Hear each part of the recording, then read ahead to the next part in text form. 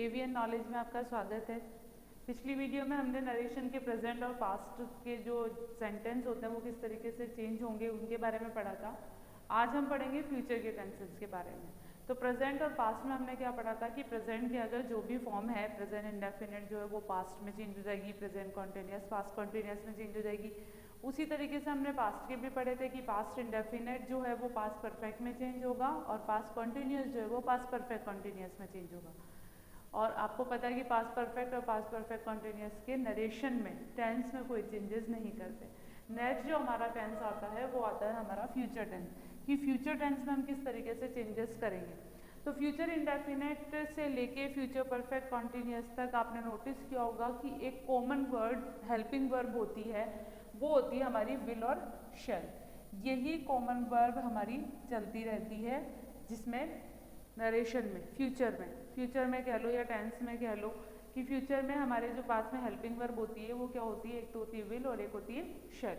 अब विल और शैल को हम किस तरीके से चेंज करेंगे या फ्यूचर इंडेफिनिट को हम किस तरीके से चेंज करेंगे वो हमारे लिए समझना नेसेसरी है।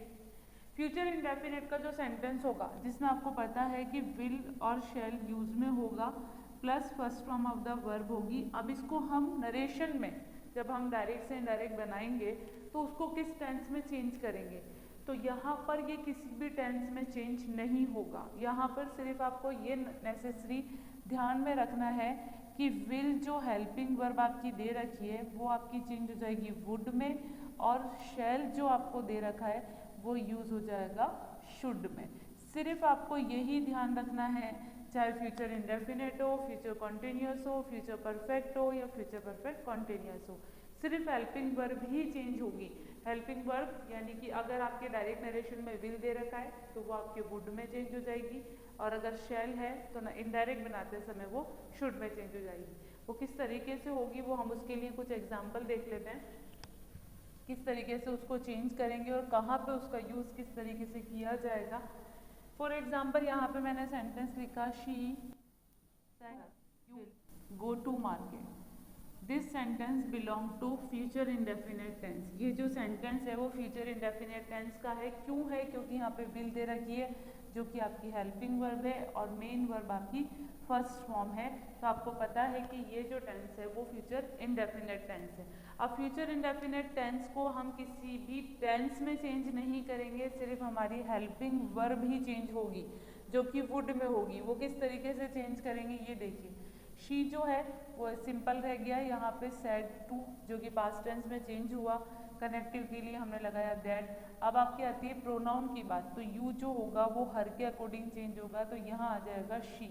अब यहाँ देखिए यहाँ पे विल दे रखा है तो इसमें इस विल को हम चेंज करेंगे वुड में। नरेशन में विल जो चेंज होगा वो चेंज होगा वुड में, और rest of the sentence similar रहेगा आपका। इसमें कोई भी चेंजेस आपको नहीं करना है, यानी मेन वर्ब जो है वो आपकी वो किसी भी फॉर्म में है उसमें आपको चेंजेस नहीं करना in future tense. Future indefinite में आपको सिर्फ इतना ध्यान रखना है कि अगर विल है तो उसको वुड में और शैल है तो शुड में चेंज करना है। अगर हमारे पास में शैल आता है या ऊपर विल आता है तो उसको किस तरीके से चेंज करेंगे। जैसा कि आपको पता है कि शैल का यूज हम सिर्फ आई और वी के साथ में करते हैं, तो उसी तरीके से शुड का यूज भी आई और वी के साथ में ही होगा जब हम प्रोनाउन चेंज करेंगे। कैसे करेंगे? यहाँ पे मैंने सेंटेंस लिखा, he said to me you will play. ये आपका सेंटेंस, यहाँ जो सेंटेंस लिखा हुआ है वो लिखा हुआ है he said to me you will play. यहाँ पे यू के साथ में हमने विल लगाया जो कि बिल्कुल करेक्ट है। हमें पता है कि आई और वी के साथ में ही शैल का यूज करना है। जब हम इसे चेंज करेंगे तो सेड टू जो होगा वो आपका हो जाएगा टोल्ड में चेंज, कनेक्टिव के लिए लग गया दैट क्योंकि अफर्मेटिव सेंटेंस है। अब ये यू जो प्रोनाउन है वो आपका मी के अकॉर्डिंग चेंज होगा। अब यहाँ पर तो आ गया आई। अब इस आई के आने पर आप इस विल को वुड में चेंज नहीं करेंगे, क्योंकि मैंने आपको पहले ही बोला है कि अगर आई और वी आता है आफ्टर कनेक्टिव तो आपको शुड ही लगाना पड़ेगा, क्योंकि वो अपनी वर्डिंग में बात को कहना है, ना कि हमें टेंस के अकॉर्डिंग। यहाँ पे ये इंपॉर्टेंट बात है कि जब भी आपके पास में ऊपर विल है यहाँ पे ये नोटिस रखने वाली बात है कि जब भी आपके ऊपर विल दे रखा है, यानी कि डायरेक्ट सेंटेंस में आपको विल दिया हुआ है, बट आप उसको जब चेंज करते हो तो प्रोनाउन में आपके यहाँ पर आई आ जाता है या वी आ जाता है, तो वो विल वुड में ना चेंज होकर वो शुड में चेंज होगा। ये चीज़ आपको ध्यान में रखनी है। इसी तरीके से फ्यूचर कॉन्टिन्यूअस के सेंटेंस जो होंगे वो भी आपके ऐसे ही चेंज होंगे कि अगर विल बी दे रखा है तो वो आपके वुड बी में चेंज होगा, और शैल जो दे रखा है शैल बी वो आपके शुड बी में चेंज होगा। आपको सिर्फ विल और वुड में शैल में ही चेंज करना है, अदर किसी भी टेंस में कोई चेंजेस नहीं होगा। फ्यूचर में जैसा कि हम प्रेजेंट में करते थे कि वो पूरी हेल्पिंग वर्ब भी चेंज हो रही है और मेन वर्ब भी चेंज हो रही है, वो चीज़ इसमें नहीं होगी। वो सिंपल ही रहेगा, सिर्फ विल जो होगा वो वुड में चेंज होगा और शैल जो होगा वो शुड में चेंज होगा। ये सेंटेंस जो होते हैं वो होते हैं फ्यूचर टेंस के, इसलिए थोड़ा सा डिफरेंट होता है, लेकिन आप बार बार प्रैक्टिस करोगे तो इनके सेंटेंस आपके इजीली हो जाते हैं कि जब भी नेगेटिव और अफर्मेटिव सेंटेंस होगा तो आपको ये ध्यान में रखना है कि दैट अगर आ रहा है यानी कि कनेक्टिव है, उसके जस्ट बाद में आपको प्रोनाउन देखना होगा कि वो आई या वी तो नहीं है। अगर आई या वी है तो आपको उसके जस्ट बाद में शुड ही लगाना है, ना कि वुड। एक्सेप्शनल सेंटेंस में जो फर्स्ट सेंटेंस है वो आपका वो ये है कि जब भी रिपोर्टिंग स्पीच में या रिपोर्टिंग वर्ब में जिसमें आपको सेड टू यानी पास्ट टेंस की फॉर्म दी जाती है, जिसे आप नॉर्मली किस में चेंज करते हैं, टोल्ड में चेंज करते हैं, उस सेंटेंस में क्या होगा, अगर एक्सेप्शनल सेंटेंस है यानी कि उसकी आइडेंटिफिकेशन ये है कि अगर रिपोर्टिंग स्पीच में पास्ट टेंस ना होकर, यानी कि आपको अभी तक क्या दिया जा रहा है, सेड टू दिया जा रहा है या सेड दिया जाएगा, जिसे आप चेंज कर दोगे टोल्ड में। लेकिन अगर रिपोर्टिंग स्पीच में प्रेजेंट टेंस, ठीक है, या फिर फ्यूचर टेंस की बात हो रही है, यानी कि यहाँ पर विल से लगा हुआ है या यहाँ पे से टू है, तो आप उसके चेंजेस में कोई भी डिफरेंसेस नहीं कर सकते। यानी कि जब आप उसका नरेशन बनाओगे तो वो वही सेंटेंस रहेगा, आप उसके टेंस में कोई भी चेंजेस नहीं करोगे।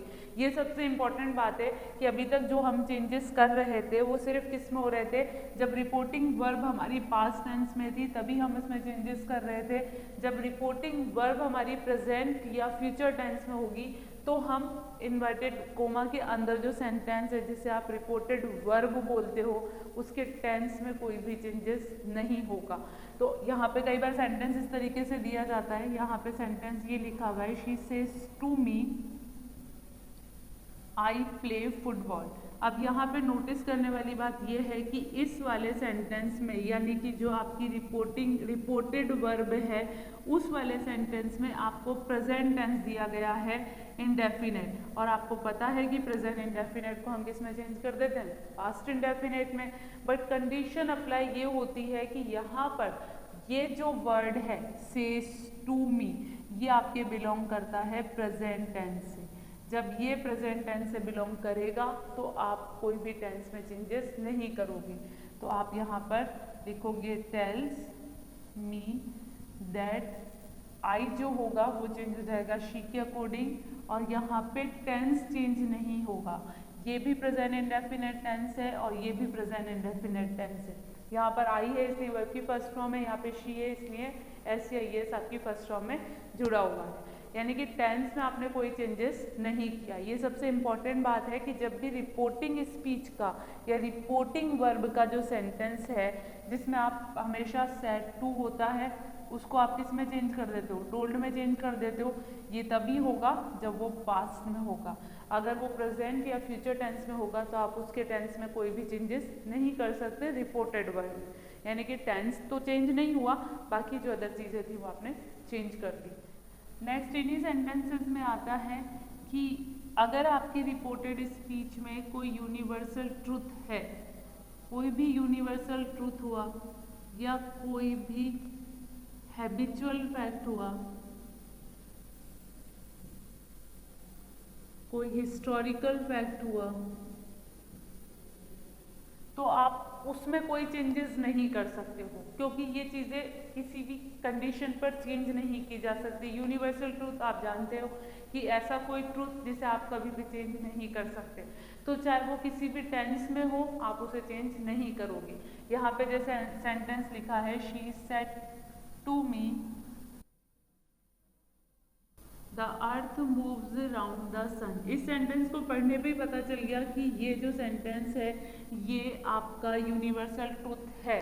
अब वो यूनिवर्सल ट्रूथ कैसे है, किस तरीके से आपको चेंज करना है, तो सेड टू आपका टेंस में चेंज हुआ पास्ट में, और कनेक्टिव आपने लगाया दैट। अब यहाँ देखिए, यहाँ ये यूनिवर्सल ट्रूथ है जिसका हिंदी ट्रांसलेशन ये होता है कि अर्थ जो है वो सूर्य के चारों ओर चक्कर लगाती है। अगर आप इसके टेंस में कोई चेंजेस कर दोगे, यानी कि ये जो टेंस है वो प्रेजेंट इंडेफिनेट है, अगर आपने इसके टेंस में चेंज किया और आपने यहाँ पे मूव्स की जगह मूव्ड कर दिया तो वही सेंटेंस आपका गलत हो जाएगा। इट मीन्स पहले घूमती थी अब नहीं घूमती, वहीं पर आपका सेंटेंस गलत होगा, इसलिए इस सेंटेंस में कोई भी चेंजेस नहीं होगा। इसी तरीके से अगर कोई हिस्टोरिकल फैक्ट है, पास्ट की कोई बात हो रही है जो कि हिस्ट्री से जुड़ा हुआ है, जैसे कोई डेट है, जैसे इंडिया गॉट फ्रीडम 1947, तो आप इसमें चेंजेस नहीं कर सकते, यहाँ पे पास्ट इंडेफिनिट ही सेंटेंस रहेगा।